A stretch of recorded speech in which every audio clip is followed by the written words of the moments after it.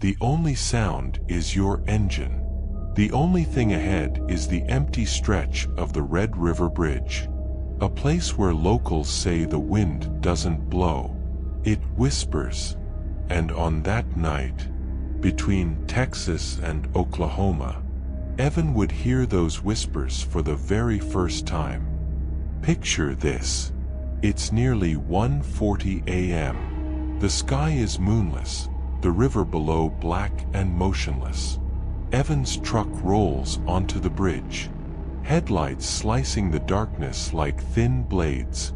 Then, out of nowhere, he slams the brakes, because standing dead center on the bridge is a barefoot young man, swaying, silent, eyes lost to some invisible nightmare. And before Evan can speak, before he can even shout a warning, that young man lifts one leg and places his bare foot on the icy metal railing.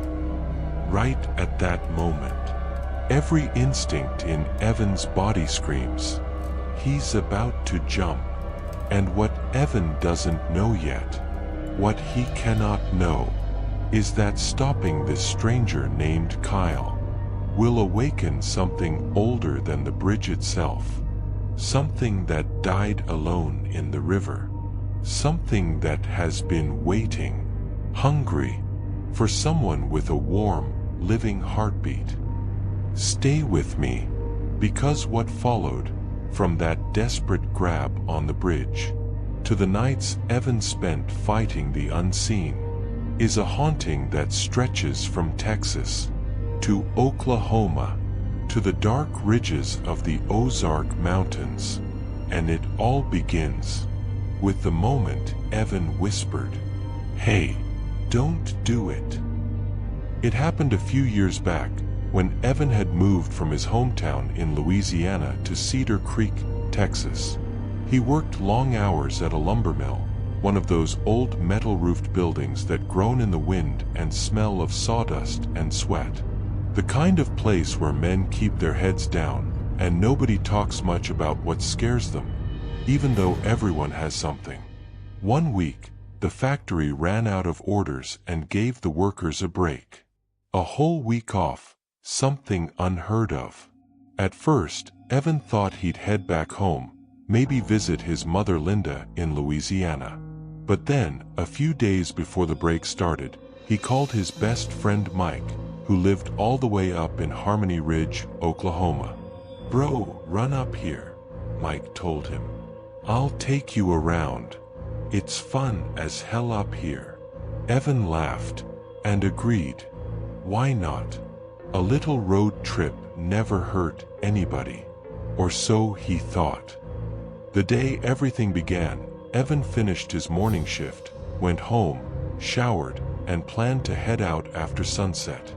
But the moment he lay down for just a quick 10-minute nap, he crashed into a deep, heavy sleep that lasted until nearly 1 a.m. When he woke, the apartment was silent. The world outside was silent. The kind of silence that presses on your ears and feels wrong somehow. He tried to sleep again, but couldn't. His heart felt restless, buzzing, like something was calling him out into the night. "Fine," he muttered, getting up. "If I can't sleep anyway, I'll just go." He grabbed his keys and stepped into the warm Texas darkness. The highway toward Oklahoma was empty, nothing but black asphalt and distant pinpricks of light from farms miles away. As Evan approached the border, the Red River Bridge rose ahead, an old steel structure stretching across dark water that looked bottomless at night. If you've ever driven that bridge at 2 a.m., you know the feeling. The steel beams form a cage-like silhouette. The air feels heavier on the middle span. And sometimes it feels like you're not crossing alone. The wind was calm. No cars. No sound except Evan's engine humming low. And then, he saw him. A figure, walking alone in the middle of the bridge. barefoot, shoulders slumped, head hanging low like it weighed 100 pounds. His steps were slow, dragging, almost unnatural. Evan frowned.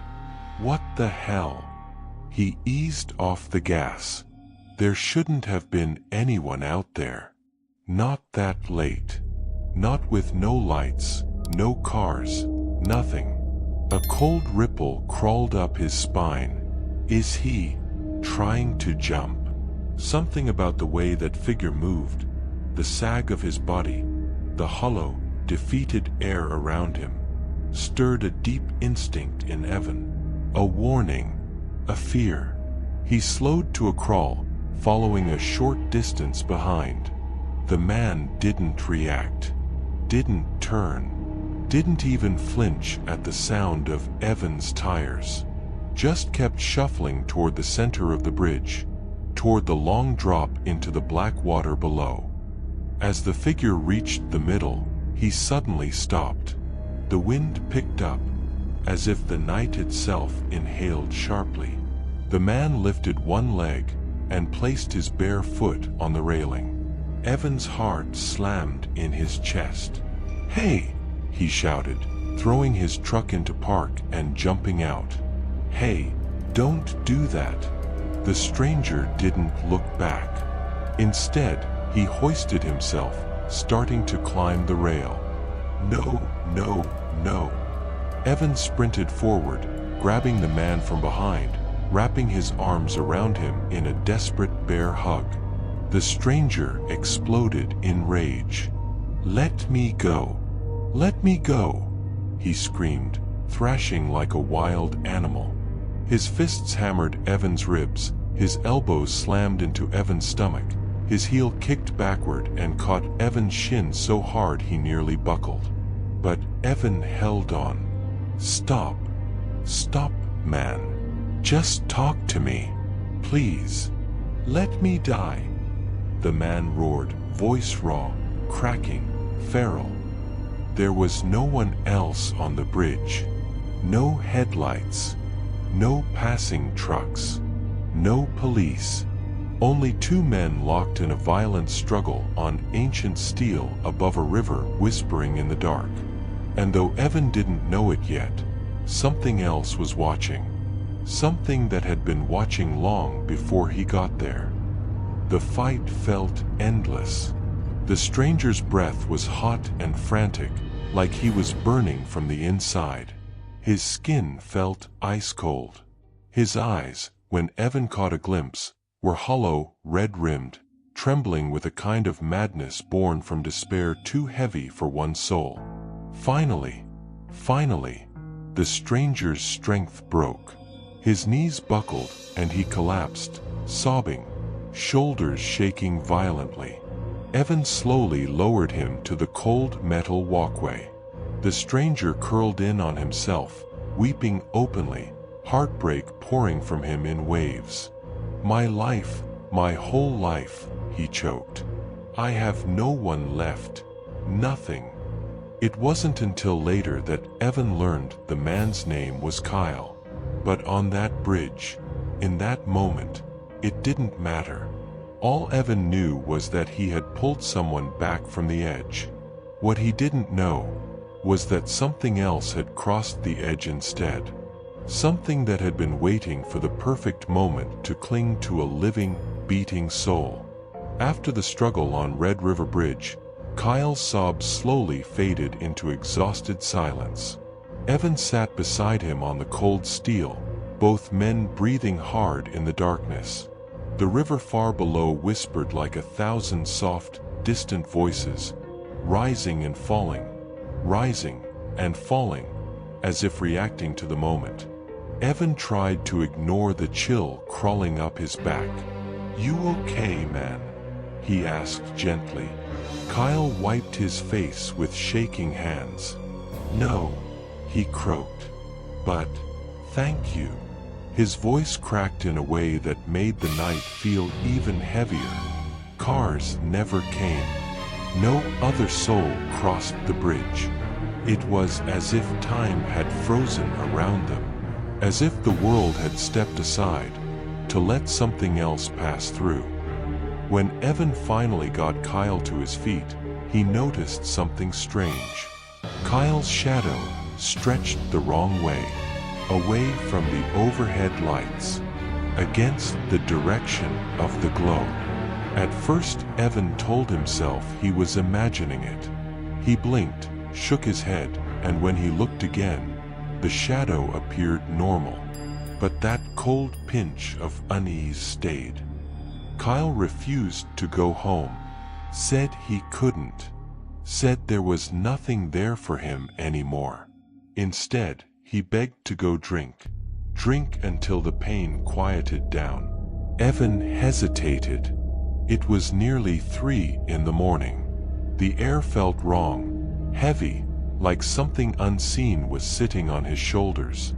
But he couldn't leave Kyle alone. "All right," Evan sighed. "I'll stay with you."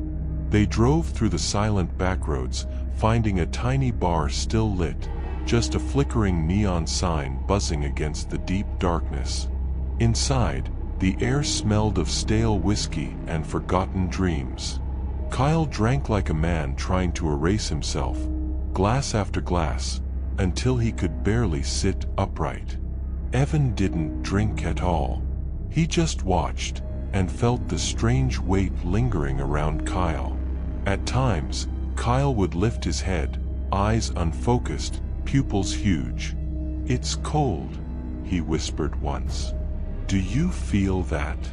But Evan didn't feel cold. He felt watched. Every time Kyle's head drooped and Evan glanced away, he sensed, just for a split second, another silhouette behind Kyle's back. Tall, thin, leaning too close. But when he blinked, it was gone. By the time Kyle was fully drunk, he couldn't say where he lived, could barely speak at all. Evan had no choice but to take him back to his own room at the Cedar Creek garage apartment. He laid Kyle on the spare mattress, draped a blanket over him, and sat in the dark for a moment, catching his breath.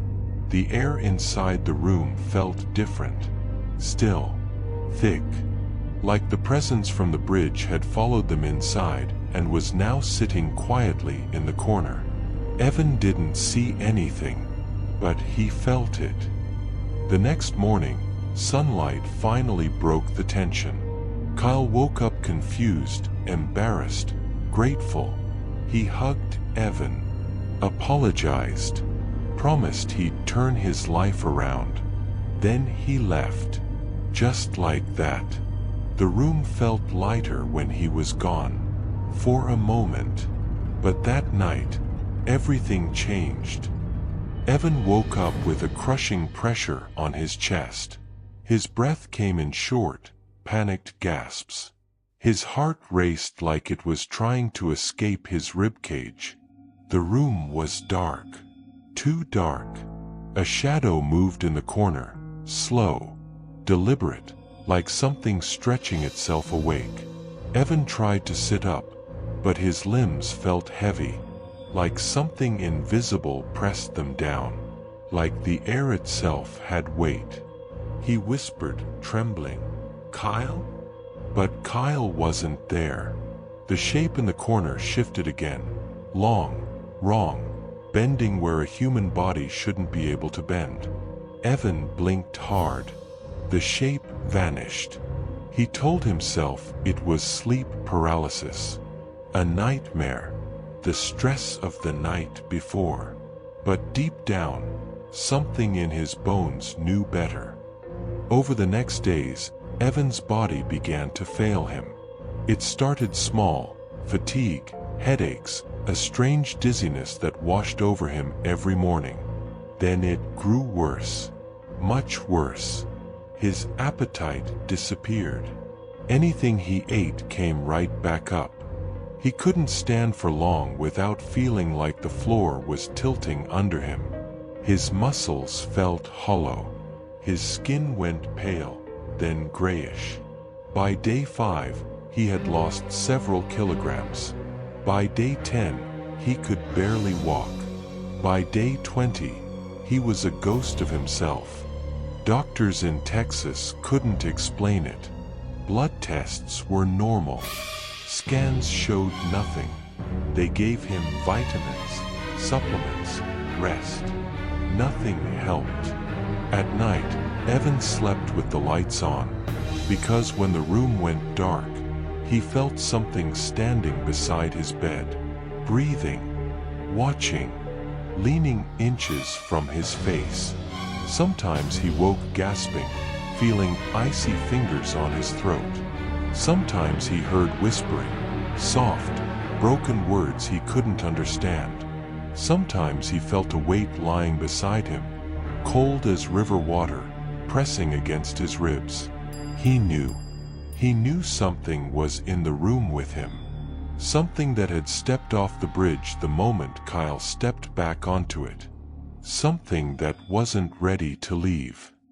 When his mother Linda arrived from Louisiana and saw her son, sunken eyes, trembling hands, hollow cheeks, her heart broke. "This isn't sickness," she whispered, stroking Evan's hair. "Baby, this is something else." And when Aunt Rose heard, she said the words no one wanted to hear. "It sounds like something followed him. Something restless." The same cold Evan had felt on the bridge knotted itself deeper into his chest. Because he knew. She was right. By the time Linda brought Evan back to Louisiana, he was barely conscious half the time. His skin had taken on a grayish tint, stretched thin over sharp cheekbones. Every breath seemed like an effort. His hands shook even at rest. The once strong young man who worked sunup to sundown in a lumber mill now looked like someone hollowed out from the inside. But the worst part wasn't what people could see. It was what only Evan could feel. Every night, as he lay in his childhood room covered with old posters and faded paint, the air would shift, grow cold, grow heavy, and then it would come. A presence, drifting, sliding across the floorboards like fog with weight. He couldn't see it clearly, but he saw enough. Fingers, long, thin, impossibly dark, curling around the edge of his mattress. A silhouette bending over him, bending far too low, until its face hovered inches from his own. He felt its breath, cold, damp, smelling faintly of river water. The same river he had stood above with Kyle. And every time he tried to sit up, to scream, to call for his mother, the pressure pinned him down. He would choke out a whisper, "Stop, please." And the thing would retreat, but not leave. Never leave. It stayed, watching, waiting, as if it were studying him, deciding something. Linda watched her son fade and grew more desperate by the hour. She prayed. She cried. She held his hand through long nights when his body trembled with chills no blanket could drive away. Finally, after nearly 3 weeks of decline, Aunt Rose called. Her voice was low, serious, more serious than Linda had ever heard. "Linda," she said, "bring Evan home. Then go to Arkansas, to the Ozarks. There's someone up there. Old Man Hawthorne. He'll know what's wrong." Linda hesitated. She wasn't a woman who visited spiritual healers lightly. But when she looked at Evan, barely able to keep his eyes open, she knew she had no choice. Within hours, the family had packed a small truck and hit the road. Evan lay in the back seat, wrapped in blankets, shivering though the summer heat pressed down like a furnace. But even as they drove, he felt it. Something riding with them. Something pressing against the windows. Curling through the narrow spaces between breaths. Lingering in the corners of his vision. Whenever the road was empty, He saw a shape in the rearview mirror. A dark smear. Long. Lurching. Keeping pace with the car. He whispered hoarsely, "Mom, something's following us." Linda squeezed his hand. "Baby, rest. We're going to get help." But Evan couldn't rest, because the thing riding with them didn't want him to. Night fell as they entered the Ozarks, winding through shadowed roads where trees leaned close and swallowed the last rays of light. The deeper they drove, the heavier the air seemed to become. Branches scraped the truck. Wind moaned through the leaves. And with every mile, the unseen weight grew stronger. At one point, Evan gasped, clutching his chest. "Mom, stop. Please stop the car." Linda pulled over immediately. Evan sat up, trembling violently. "It's here," he whispered, staring at the woods. "It's right outside." Linda and her sister exchanged terrified glances. "What's here?" Aunt Rose asked. Evan swallowed hard. Tears welled in his eyes. "The thing from the bridge." The forest suddenly fell silent. No crickets. No wind. Nothing. As if the trees themselves were holding their breath. They didn't dare linger. Linda drove faster, climbing the mountain roads until they reached the old wooden cabin where the Hawthorne family lived. Evan could barely hold his head up when they knocked, but Eli, Hawthorne's son, opened the door as if he had been expecting them. "You're Linda Walker," he said quietly. "Not a question. And that's him. Bring him inside." Linda blinked. "How did you?" Eli cut her off with a simple shake of the head. "Please. There's no time." Inside the cabin, the air smelled of pine and smoke and something older, something metallic, like iron and damp stone. Old Man Hawthorne wasn't there. Eli explained he was already on the mountain, preparing. Without hesitation, he grabbed a lantern and motioned for them to follow. "We need to go to him," Eli said. "Your son is running out of time." Evan groaned as they helped him from the truck. His knees buckled. His vision blurred. But the moment they stepped onto the forest path leading up the mountain, Evan felt a shift. The presence behind him, the one that had clung to him since the bridge, grew agitated. It wasn't attacking. It wasn't retreating. But it was angry. He could feel it. A wave of cold washed over him as if icy hands dragged down his spine. The lantern flame flickered wildly. Something hissed in the darkness behind them, low, ragged, furious. Eli didn't turn, didn't flinch. He only said, in a quiet, steady voice, "Don't look back." Evan didn't get the chance to ask why, because then, from somewhere ahead on the mountain, a deep, ancient voice echoed through the trees. "Bring the boy to me." Old Man Hawthorne had spoken, and whatever was following Evan didn't like it, not one bit. The climb up the Ozark Trail felt endless. The lantern swung wildly in Eli's hand, its flame stretching thin whenever a cold gust swept through the trees. The woods were alive with whispers, branches groaning, leaves rustling, distant echoes that didn't sound entirely like wind. Something followed close behind them. Evan didn't dare look, but Linda felt it too. She clutched her son tighter each time the darkness pressed in.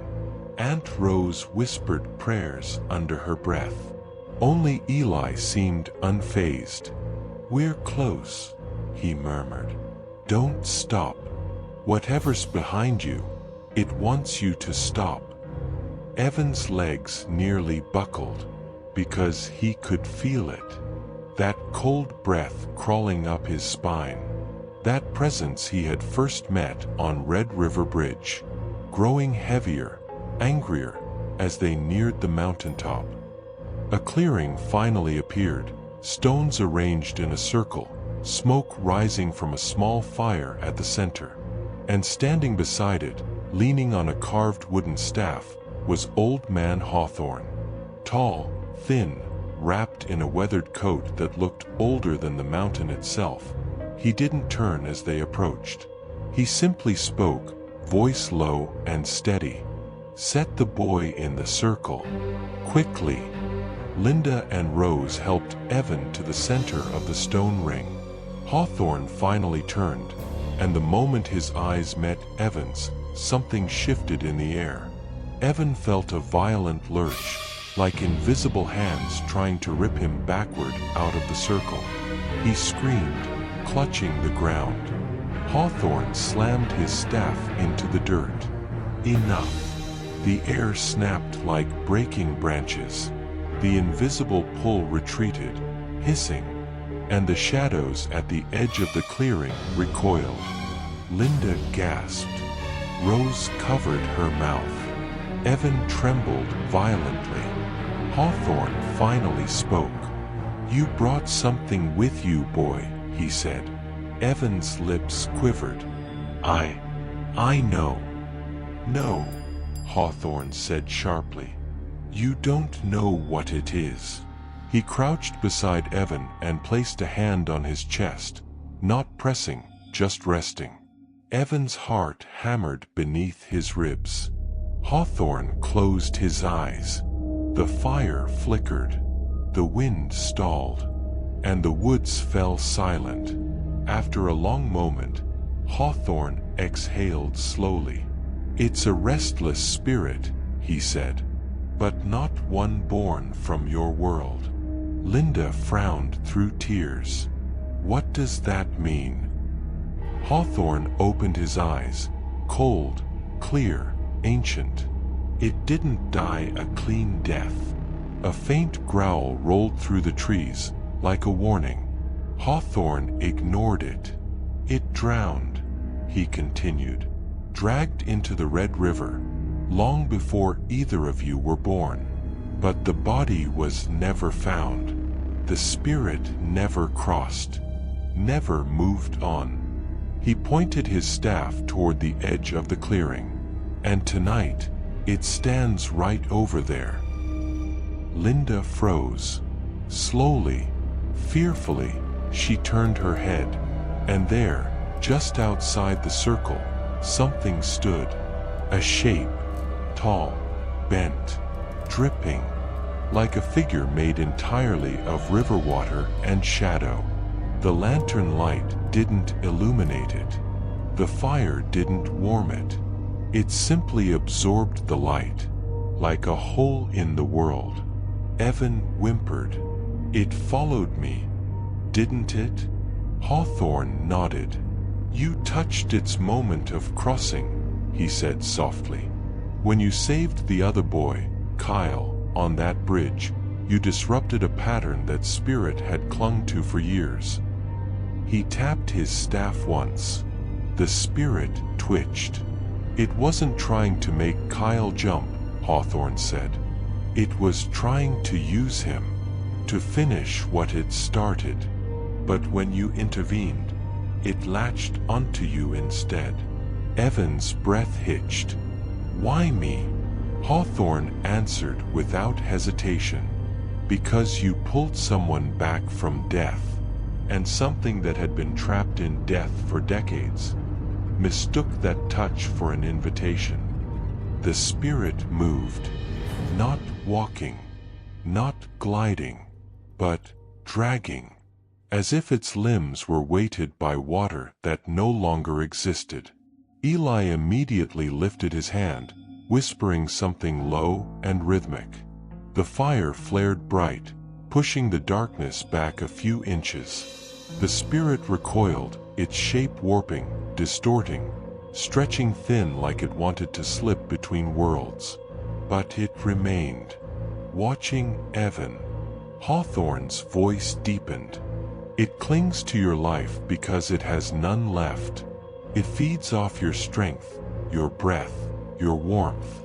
Every day you grew weaker, it grew stronger. Linda shook, tears falling freely. How do we remove it? Hawthorne didn't answer. Not right away. Instead, he walked to the edge of the stone circle and faced the spirit directly. You don't belong to him, Hawthorne said. You have no claim to the living. Go back to the river. The spirit leaned forward. Its face, or what resembled a face, shifted out of the darkness. Wet, bloated, eyes clouded and swollen, mouth torn wide like something had dragged it down screaming. Linda shrieked. Rose fainted against a tree. Evan vomited bile and collapsed, shaking violently. Hawthorne slammed his staff down again. Back. The spirit reared like a wave hitting rock, but it did not retreat.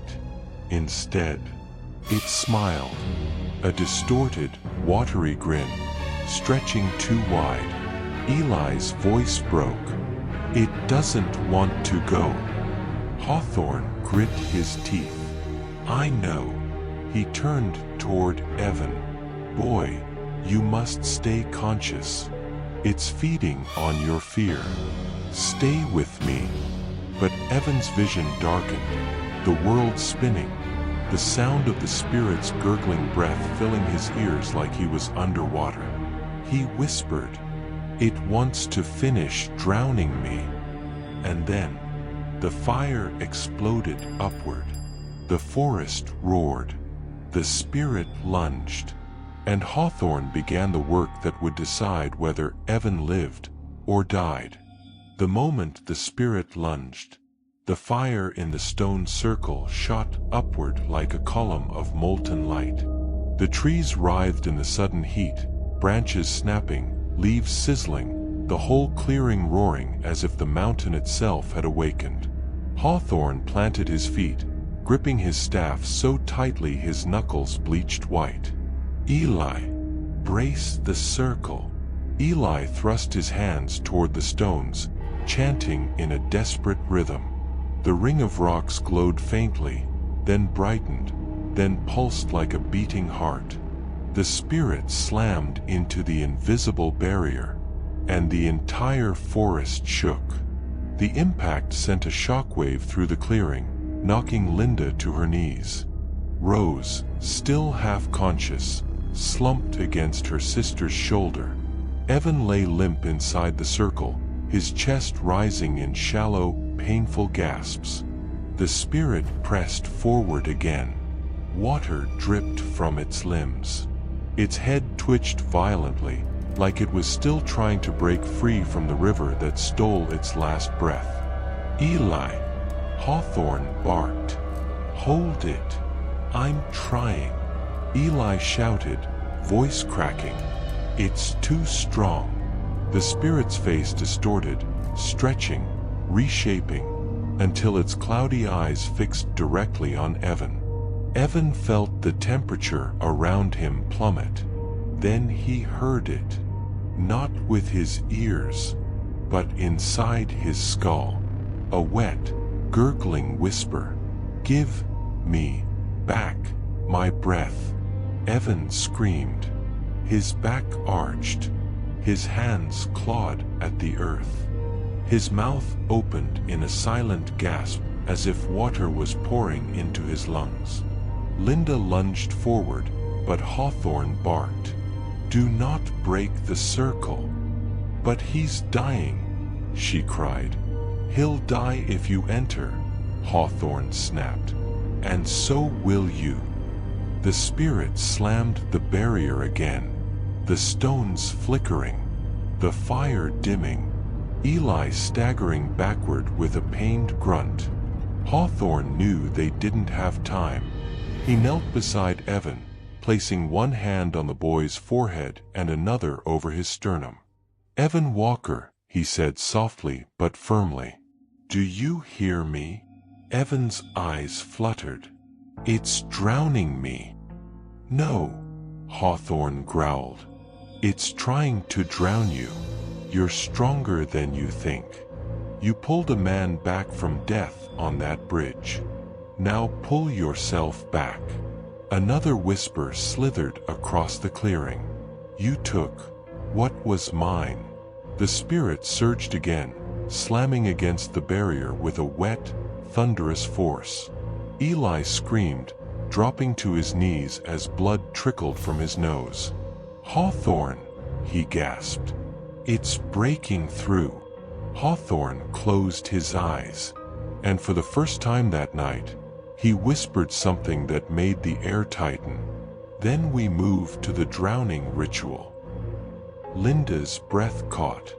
"Drowning? What does that mean?"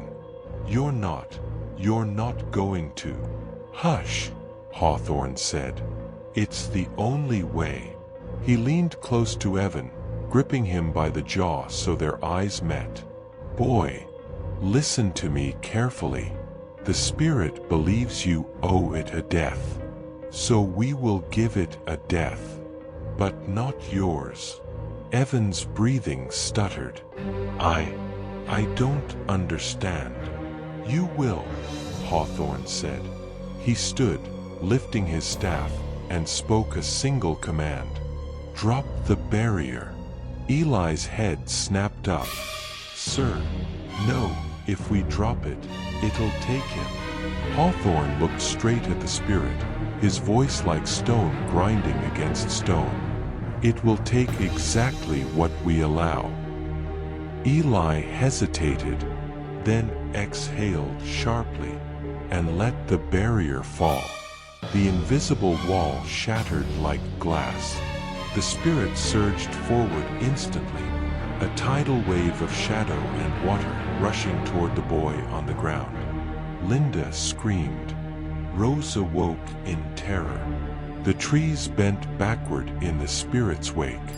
The fire blew outward, then sucked violently inward, as if the world inhaled.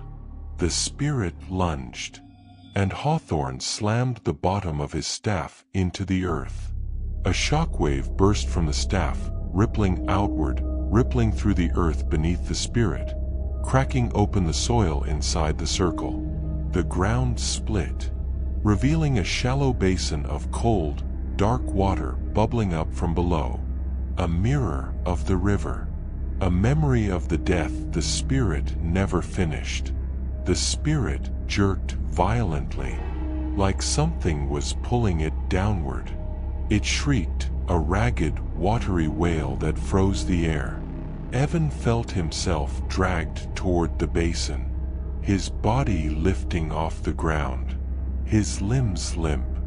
Linda tried to run to him, but Eli held her back with trembling arms.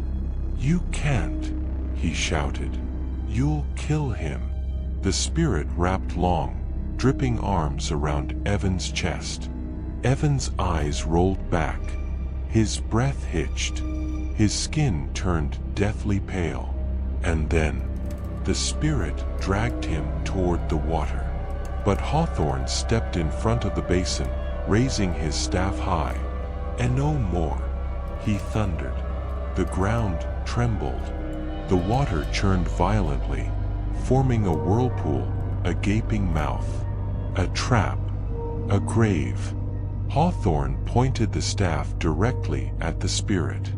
"You lost your life to the river, and to the river you return." The whirlpool roared. The spirit screeched. Evan collapsed as the creature's grip loosened. Hawthorne caught the boy by the shoulders, dragging him backward out of reach.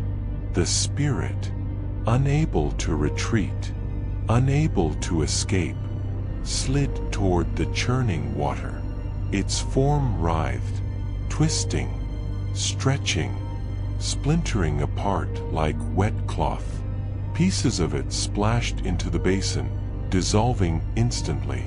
Its face, that swollen, drowning face, twisted into a final, horrifying grimace as the vortex consumed what remained. And then, silence. Complete, suffocating silence. The whirlpool stilled. The water evaporated. The ground sealed shut. The air warmed. Evan lay gasping on the stones, coughing violently, each cough pulling him closer back to life. Linda rushed to him, sobbing into his hair. Eli collapsed onto his back, chest heaving. Hawthorne exhaled slowly, lowering his staff. "It's done," he said quietly. But then he added something that made the fire crackle unnervingly. Almost. Because there was one last thing he needed to check. One last test to know whether the spirit was truly gone, or whether part of it was still clinging inside Evan's fading breath. The wind at the summit of the Ozarks felt like it came from someplace older than the mountain itself. Cold, deliberate, almost aware. Evan stood between his mother Linda and Aunt Rose, his legs trembling not only from weakness but from something else, something that pressed on him from the inside. Old man Hawthorne didn't look at anyone except Evan. His pale eyes flickered, like he was watching something moving around Evan's shoulders. And then he whispered, quiet, but sharp enough to carve through the air. "It's still here." The words made Linda clutch Evan tighter. Aunt Rose's breath hitched. Even Eli, the quiet one, stepped back, as if giving space to an unseen presence.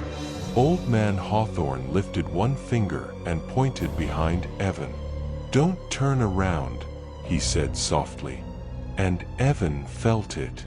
A cold breath on the back of his neck. Like someone standing right there, just inches from his skin. He swallowed, barely able to speak. Is it Kyle?" Hawthorne shook his head slowly. "Not Kyle. Kyle was just the doorway." A moment of despair opened him. "And whatever was wandering that bridge crawled into your path because you were the only light in the dark." The mountain seemed to grow quieter. No birds. No insects. Only wind, circling them as if listening. Hawthorne motioned for Eli. The young man placed a carved wooden bowl on the ground, filled with ash, sage, black salt, and something that pulsed red like embers. "Evan," the old man murmured, "whatever followed you from Red River Bridge died badly. Violently. Alone. It clung to you because you stopped someone else from going over the edge. But it wanted you to take his place." A shiver cut down Evan's spine. Hawthorne knelt, pressing his hand to Evan's chest. Evan gasped, like icy fingers slipped under his ribs and squeezed. Linda cried out, "Stop! You're hurting him." But Hawthorne didn't move. "Pain means it hears me," he said, "and it doesn't want to leave." The wind rose violently, whipping Linda's hair across her face, rattling the branches above. The bowl of ash trembled. Hawthorne's voice deepened, not louder, but more resonant, like two voices speaking through him at once. "You do not belong to this boy. Your road ended long before his began. Release him." Evan arched, choking. His vision blurred, and for a split second he saw a silhouette, bare feet, wet clothes, head tilted at an unnatural angle. Not Kyle. Someone else. Someone who had been forgotten. The figure's lips moved soundlessly, but Evan understood the words anyway. "Why didn't anyone help me?" His body shook uncontrollably. Eli grabbed Evan's shoulders to steady him. Hawthorne drew a sigil in the air, a burning pattern of red smoke spiraling downward into the bowl. The ash ignited in a sudden burst of flame, white and violent. Linda screamed, stepping back. Aunt Rose held her in place. Evan felt something rip upward through his chest, as if hooked by invisible claws tearing out of him. He tried to scream, but no voice came out. And then, a shadow lifted from his back. Not smoke, not mist. Something thicker, like a person made of night. Its face flickered, changing, twisting. A man in despair. Then a drowning victim. Then a broken thing clinging to Evan's spine. Hawthorne slammed his hand into the flame. Go! The shadow thrashed. A sound like a howl without breath rippling across the mountaintop. Evan collapsed to his knees. The world spun. His heartbeat echoed in his ears like distant thunder. The burning bowl cracked. A flash of white, and the shadow evaporated into dust. Silence. A heavy, absolute silence. The wind stopped. The mountain exhaled. And Evan realized, for the first time in weeks, he could breathe without pain. Hawthorne panted, leaning heavily on his cane. It's done, he said. But his tired eyes warned of something more. These spirits along the Red River, they linger. That bridge is older than people realize. Built on land where sorrow pools like standing water. Linda hugged Evan, crying into his shoulder. Aunt Rose bowed her head in gratitude. But Hawthorne wasn't finished. He turned to Evan with a grave look. You must stay careful for the next 7 nights. Whatever touched you, it will search for another light. Not you, but someone else. That place attracts the broken. Evan shivered. Should I warn Kyle? Hawthorne nodded solemnly. He was closest to the edge. If it returns, he must not be there. Eli helped Evan stand, guiding him down the trail. Linda stayed close, afraid to let go even for a moment. As they descended, Evan felt strangely lighter, as if chains that he never saw had finally fallen away. But every now and then, when the wind shifted, he thought he heard something faint, like a faraway splash, or the echo of footsteps on a bridge in the dark. By the time they reached the truck, the sun was setting behind the Ozarks, bleeding gold across the treetops. Linda helped Evan into the back seat, tucking a blanket around him as though he were still a child. Aunt Rose asked quietly, "Evan, how do you feel now?" He closed his eyes. "Better," he said. Then, after a pause, "But I think that spirit, it wasn't angry, just lost." The engine rumbled to life. As they drove down the long winding road, Evan looked out the window at the darkening forest and whispered a quiet promise to himself. If Kyle ever walks to that bridge again, I'll go after him. The night swallowed the mountain behind them, and the old road stretched forward, quiet, uncertain, and heavy with the memory of something that once stood behind Evan in the dark.